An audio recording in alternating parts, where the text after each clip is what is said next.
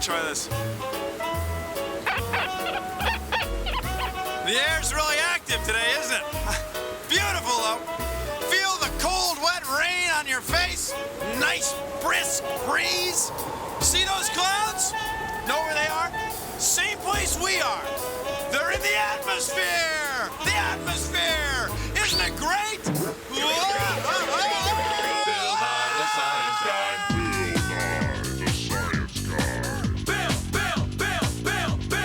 Bill Nye, the science guy. Science rules. Bill Nye, the science guy. Inertia is a property of matter. Bill Nye, the science guy. T minus 7 seconds. Bill Nye, the science guy. Brought to you by the ozone layer. We block out ultraviolet light so you don't have to. We live in an ocean of air. Our atmosphere is thick enough to let us live and breathe, but it's too thin to float or swim in. If you think of the atmosphere as an ocean of air, we live on the bottom. Sorry, Bill.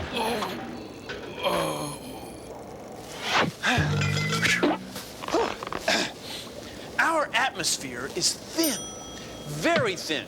In fact, if this globe were the Earth, the atmosphere would only be this thick. I mean, this thin. Only 10 kilometers. Yet that's thick enough to let every living thing on Earth, including you and me, breathe. Now take a look at these. These are our atmospheric tubes of science. And right now, they're full of an invisible mixture of gases. What would that be? It's air. Oh, yeah. Now, down here, we have 2 thermometers. So let's say that down here is like the surface of the Earth where the lab is, and up here is the icy blackness of space. And see, we have big chunks of ice here. Now, what would happen if the Earth had no atmosphere, if there were no air above us? I don't know. Well, let's try it. Using this pump, we'll take all the air, all the atmosphere out of this tube.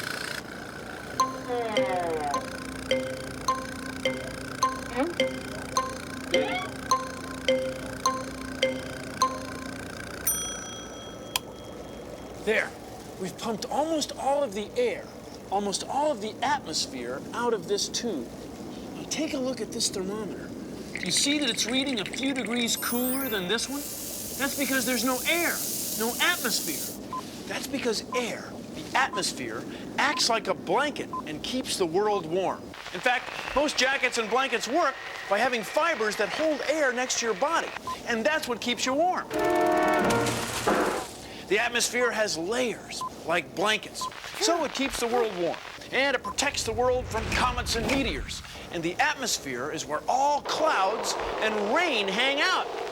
The atmosphere is wild.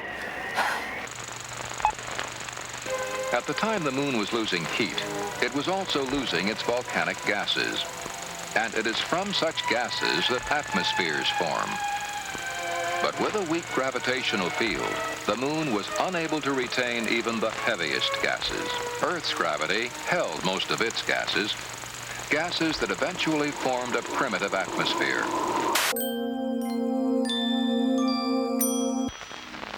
Universal Pictures presents a tale so amazing, it's rising to the top of the box office. Catch it before it disappears into thin air. It's the incredible Voyage to the Top of the Atmosphere. Tremble as the turbulent troposphere whips up weather and churns massive amounts of innocent air. Stagger as the strapping stratosphere protects you from deadly ultraviolet light. Thrill as the titanic thermosphere thrashes gamma rays and absorbs heat from the sun at the same time.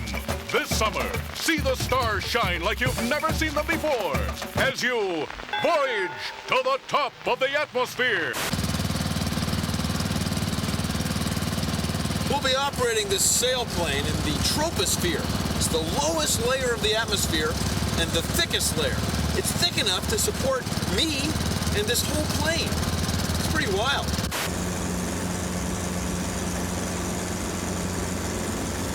We're getting higher and higher in the atmosphere. The lower atmospheric pressure is affecting our altitude indicator. And we can tell pretty much how high we are, not only by looking, but by looking at that indicator. The less atmosphere over our heads, the lower the atmospheric pressure. And that's how we can tell our altitude. The lower the pressure, the higher you are. That's how pilots figure out how high off the ground they are. They set their altimeter to the pressure at the ground. And as they go up, the pressure goes lower. The lower the pressure, the higher the altitude. You with me? There's a lot of air in the atmosphere. About 5.5 billion tons of it. On somebody my size, there's about a ton of air pushing down on me all the time. But the pressure in the atmosphere changes depending on where you are. It's hot. We're in Death Valley. Death Valley is the lowest point in North America.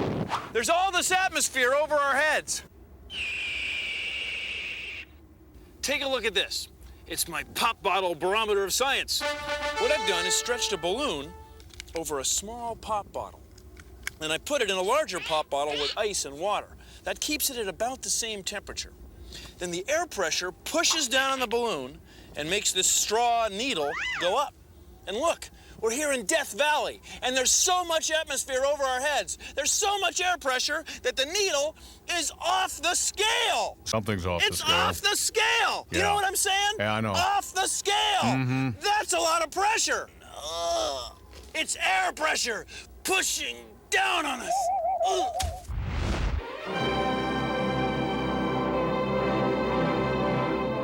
Look, it's off the scale. Off the flippin' scale the other way. That's because we've climbed up to 2,000 meters. That's, well, so it's over 6,000 feet anyway.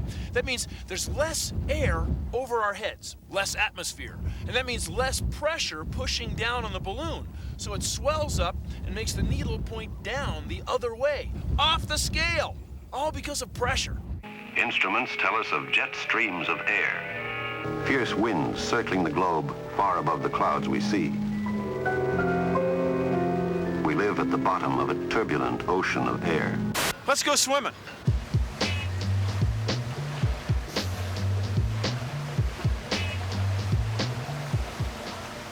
You know how your ears hurt when you dive to the bottom of a pool? It's from the weight of water pushing in on your ears.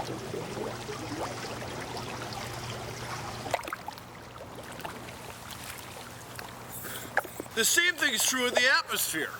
The weight of the air pushing down makes about 3 kilograms on every square centimeter. You've got frog lips, Bill. Why is that? If you ever get a chance to go up in an airplane, the pressure is much lower, so you may feel your ears pop. Because up here, the pressure is lower on this side of your ear than it is on the inside. And sometimes it equalizes, and that's when it pops. Oh. Troposphere! Stratosphere! Why, hello there, and welcome to my Rocky Mountain High Country kitchen. You see, there's less air above our heads in the mountains, so the water I'm heating in this pot can boil more easily. With less atmosphere, less air pressure pushing down on the water only needs a little bit of heat before off it flies in a bubbly, steamy bowl. Take a look at this. It's our plastic cylinder of science. And in here is this thick plastic disc. Now, right now, there's air pushing down on the disc, and the air inside here is pushing up. And the forces are about equal, so the disc just stays here. But what would happen if we took all the air out from underneath of the disc? We can do that with this pump.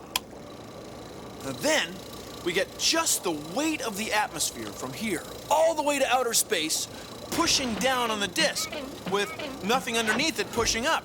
We can measure the force of this with this scale. This takes a minute, so hang on.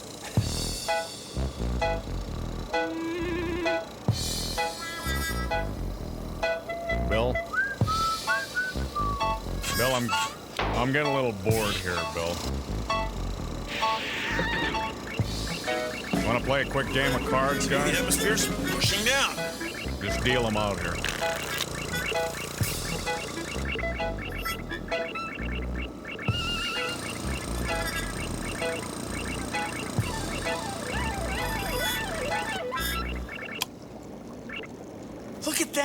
about 150 kilograms of weight.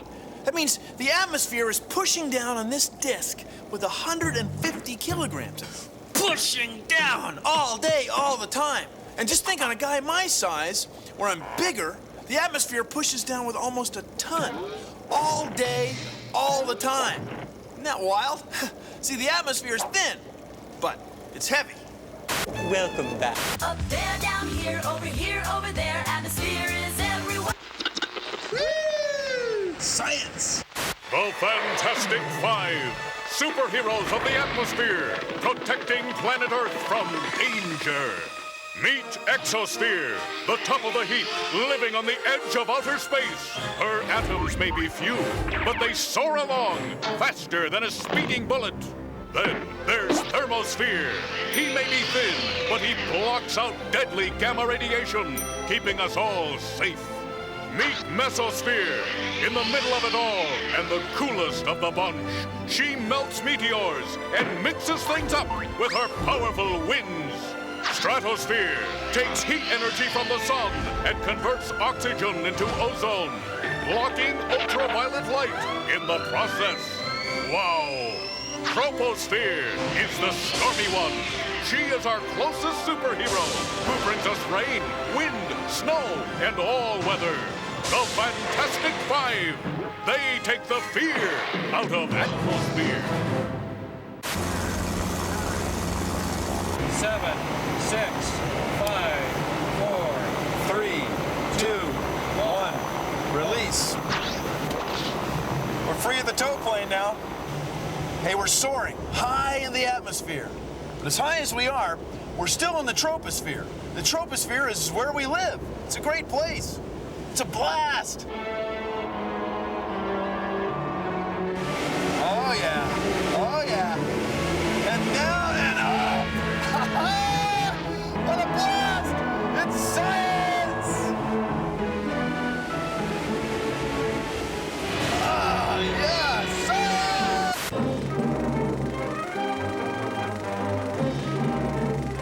If mountaintops are closer to the sun, why is it always colder up there than it is down here in the city?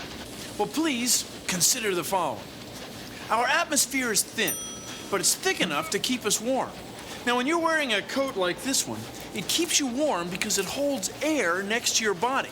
The same thing with the atmosphere. There's more air above us when we're down here in the city than when we're way up here in the mountains. So it's like the world's low places are wearing more coats. They're wearing more air than these places up high in the mountains.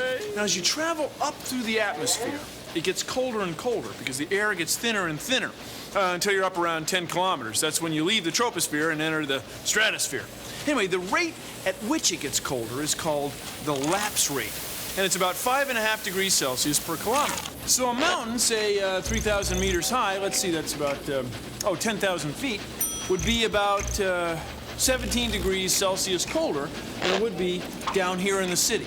And that's plenty cold enough for there to be a spring shower in the city while it's snowing up in the mountains. Thank you for joining me on Consider the Following. Hi, friends. You say you're living on Venus and you're having a little trouble breathing that atmosphere? You need to come down and see me at Therm's Sphere of Atmospheres. Is this the kind of planet you're putting up with, friends? Breathing those noxious sulfuric acids? You can't breathe that. You don't need that. Get rid of that old planet. Come down and see me at Therm's. Take a look at this little beauty, friends. Only 3.5 billion years old. It's like new, and it's got a beautiful combination of oxygen and nitrogen that makes it just a pleasure to breathe. Now that is atmosphere, friends, and you're not gonna... The atmosphere keeps the Earth warm in kind of the same way this jacket keeps me warm. Now, when an atmosphere keeps a planet warm, we call it the greenhouse effect. It's the same thing that keeps this greenhouse warm. It works like this. A greenhouse is covered with layers of glass. Light from the sun, the light that we can see, what we call visible light, goes right through it. It hits the plants growing inside and is given off as heat. Now, the heat doesn't go right through the glass. No, it's reflected back inside. It's bounced back in. And that's what keeps a greenhouse warm. The same thing happens on the Earth. But instead of a layer of glass, there's a layer of air, the atmosphere. So light from the sun goes right through the atmosphere, it hits the Earth's surface, and is given off as heat. The atmosphere holds the heat in. Now, without the Earth's atmosphere, the Earth would be very, very cold at night and very hot during the day. The atmosphere keeps everything kind of even and nice here. It's the greenhouse effect. You can see it. Oh. We have learned a great deal about the atmosphere we live in. The camera, speeding up the movement in the sky above, reveals restless forces. Car exhaust is a big source of air pollution. A lot of the chemicals that go through a car engine don't get burned completely. They end up in the atmosphere, and then sunlight makes them corrosive. Since there's light and chemicals, we call it photochemical smog. It's bad. And I think your car needs a tune-up. There's another type of air pollution that we need to talk about. It doesn't come from car exhaust. Now, it comes from electric plants where we burn coal to make electricity. Sometimes the coal has sulfur in it. The sulfur gets up in the sky, and when it rains acid rain. Sulfuric acid from the sky. Now, I'm going to mix a little sulfuric acid with sugar. Watch.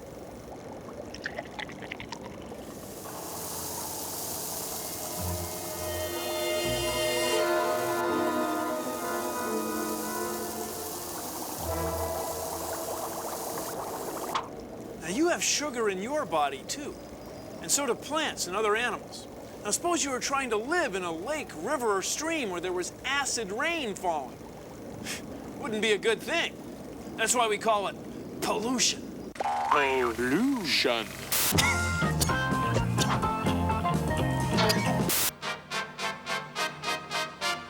My name's Hillary Thrift, and I'm 16 years old. I'm Dusty, and I'm 16 years old. I'm Josh, and I'm 17 years old. I'm Carrie, and I'm 17.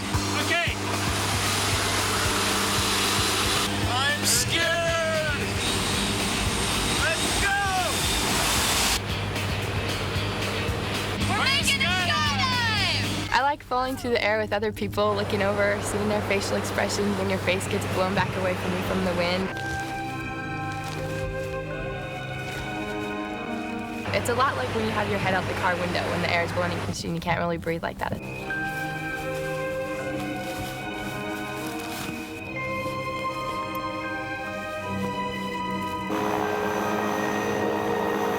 As you're getting higher, everything else below you is starting to look like little toys and little log houses and everything. It's really great.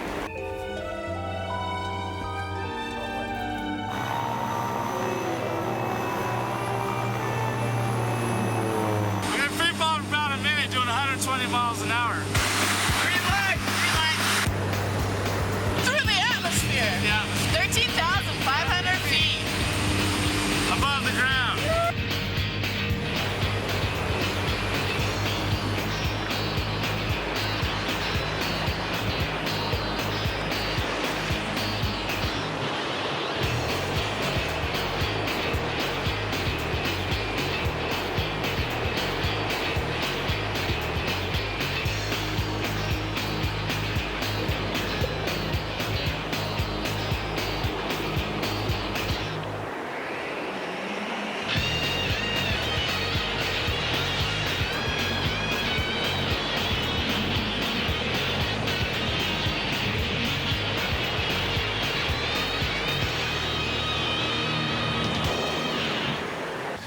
The troposphere is only 10 kilometers thick. If you ran around a regular track 25 times and you were going straight up, you'd be at the top of the troposphere. Right, Coach? That's right, Bill. You better get moving if you want to run the distance of the troposphere.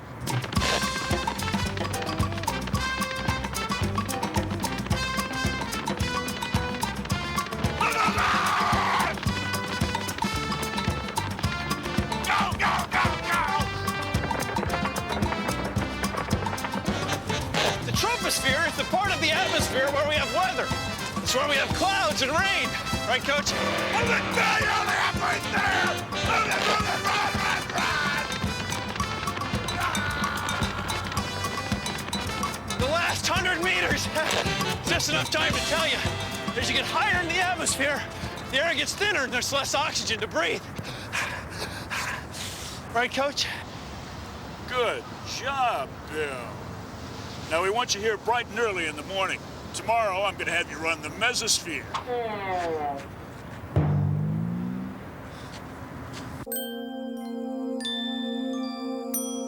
Remember, friends, I can't help you breathe any easier unless you come on down and see me today at Therm's Sphere of Atmospheres, open until the end of time.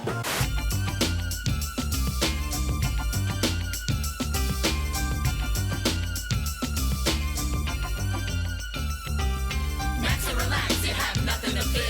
Earth is protected by its own atmosphere. Breathe in, breathe out, can you dig it yet? Air around the earth keeps it warm and wet. Let me lay this down, cause it ain't no job. Without the atmosphere, you wouldn't be alive. Just a layer of air that surrounds the earth. What's so important to life, you can't count its worth. 5.5 million billion tons weighing down on earth doesn't sound like fun. But that's how much the atmosphere weighs. It's an ocean of air, you'd be highly amazed. Relax and relax, you have nothing to fear. Earth is protected by its own atmosphere. Breathe in, breathe out, can you dig it yet? Air around the earth keeps it warm and wet. Now you know the air's not as light as a feather. Chill out for a minute while we talk about the weather. It jams in the troposphere, that's the norm. The atmosphere's bottom layer where the clouds can form. Water evaporates from oceans, lakes, and pools. Warm air rises in the sky and then cools. Then the water comes down as rain, sleet, or snow. It's happening now, so me and home's gonna blow.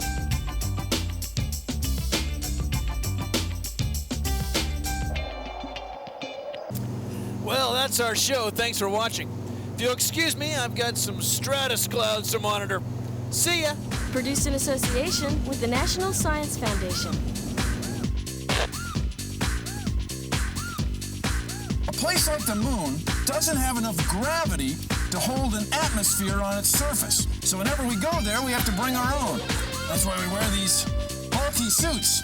And my atmosphere in here is kind of warm. Is yours? Huh? Over there?